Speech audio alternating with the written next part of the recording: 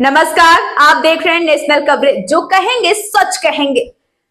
और मैं हूं प्रतिमा पांडे। और अब सीधा रुख करते हैं आज की बड़ी खबरों की तरफ। आजमगढ़ में भारतीय जनता पार्टी के नवनियुक्त गोरखपुर क्षेत्रीय अध्यक्ष विनोद राय के प्रथम आगमन पर भव्य स्वागत एवं अभिनंदन समारोह का आयोजन किया गया। शहर के विभिन्न स्थानों से लेकर हरिऔध कला केंद्र तक भाजपा कार्यकर्ताओं ने फूल, मालाओं और नारों के साथ उनका जोरदार स्वागत किया।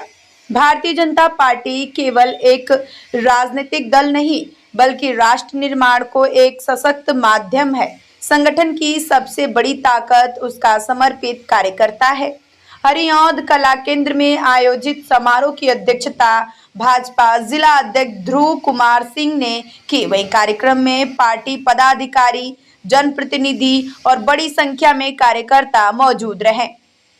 अपने संबोधन में विनोद राय ने कार्यकर्ताओं से आगामी चुनाव और संगठनात्मक कार्यकर्ताओं में पूरी ऊर्जा के साथ जुटने का आह्वान किया। उन्होंने कहा कि केंद्र और प्रदेश सरकार की जन कल्याणकारी योजनाओं को अंतिम व्यक्ति तक पहुंचाने में भाजपा कार्यकर्ताओं की महत्वपूर्ण भूमिका है। विनोद राय के नेतृत्व में गोरखपुर क्षेत्र में संगठन को नई ऊर्जा और नई दिशा मिलेगी। कार्यक्रम में कई वरिष्ठ नेताओं ने भी संगठन को और मजबूत बनाने का संकल्प दोहराया। पूरे आयोजन के दौरान हरिऔध कला केंद्र भाजपा के नारों और कार्यकर्ताओं के उत्साह से गूंजता रहा। एक बात बोलिए, भारत माता की। पंकज भाई के नाम बुलाने की ना बुलाए।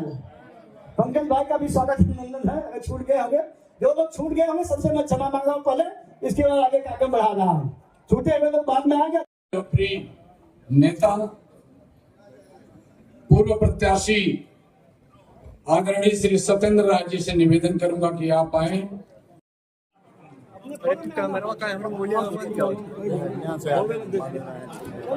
आजमगढ़ प्रथम आगमन पे का समारोह हुआ, क्या कहना चाहेंगे इस बारे में? कार्यकर्ताओं का स्नेह है, प्यार है। मिले, हम उनको गले से मिले, वो हमारे गले से मिले। सभी लोग भोजन करके उनका सम्मान मैं किया, वो मेरा सम्मान किया। हमारे व्यवहार से प्रसन्न रहे, इसलिए आके हमसे मिले जुले। सर, आपने जिस तरह से 2027 के चुनाव के लिए लोगों को मजबूत किया है, क्या संदेश दिया लोगों को? आजमगढ़ में हमारी एक भी सीट हम जीते नहीं हैं। आजमगढ़ मंडल में मऊ में केवल 1 सीट जीते हैं, बलिया में 2 सीट जीते हैं, 7 में केवल 2। पूरे मंडल में हम केवल 3 सीट जीते हैं और 21 सीट है।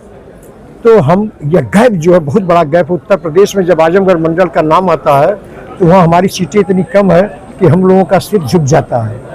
तो माननीय मुख्यमंत्री जी की भी यह चिंता है कि हमारा पूर्वांचल में आजमगढ़ मंडल सबसे कमजोर है, तो इसको हम कैसे जीते। उन्होंने सब जो काम हम लोग करते हैं, पूर्वांचल सोहन्य विश्वविद्यालय बनवा दिए, उन्होंने पूर्वांचल एक्सप्रेस बना दिया। ये लाइफ लाइन है हम आजमगढ़ के लिए, मऊ के लिए, बलिया के लिए, गाजीपुर के लिए, 4 जिले के लिए। सबसे ज़्यादा फायदा ही 4 जिले ले रहे हैं।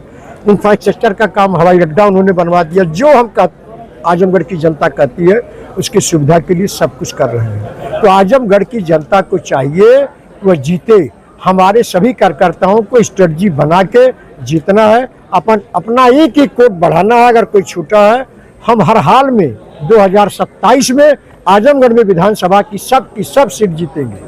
जिस तरह से हम उसको, हम आपसे कैसे बताएं, अपनी स्ट्रेटजी नहीं बताया जाता सर। स्ट्रेटजी हम कार्यकर्ता के बीच में बताएंगे। सर, जिस तरह से माननीय मुख्यमंत्री जी ने अधिकारियों पर लगाम डालने के लिए आपसे कहा है कि कोई अधिकारी अगर बदतमीजी करता है, लगाम डालने की बात नहीं की। हमारे कार्यकर्ता के मान सम्मान पे आंच नहीं आती। विकास के काम में रोड़ा है, अगर कुछ ऐसा करता है तो आप बताइए, उसको ठीक किया जाएगा। सुनवाई होगी उसकी। किस तरह आप दूर करेंगे? पार्टी में कोई आक्रोश नहीं है। हमारा कार्यकर्ता प्रसन्न है। योगी जी और मोदी जी के कामों से एकदम प्राणपण से लगे हैं और हम सब सीटें जीतेंगे, इतना आप विश्वास मानिए। हमारे कार्यकर्ताओं की दृढ़ इच्छा बंगाल में जीत से उत्साहित है। एक सीट हम जीत के भाजपा के झोली में डालेंगे। युवा मोर्चा का चुनाव होने वाला है, टिकट के लिए बड़ी मारामारी हो रही है। अगर कहीं संवादहीनता है, कोई कार्यकर्ता से कोई दिक्कत है, उसको आपस में बैठ के हम लोग दूर करेंगे। युवा मोर्चा का चुनाव होने वाला है, उसमें कई लोग दावेदारी कर रहे हैं, इस पे क्या? कोई चुनाव नहीं होता। जो कार्यकर्ता हमारा, सभी कार्यकर्ता अच्छे हैं, उसमें हम देखते हैं कि किसको जिम्मेदारी दी जाए। जिसको पार्टी जिम्मेदारी देगी वह काम करेगा।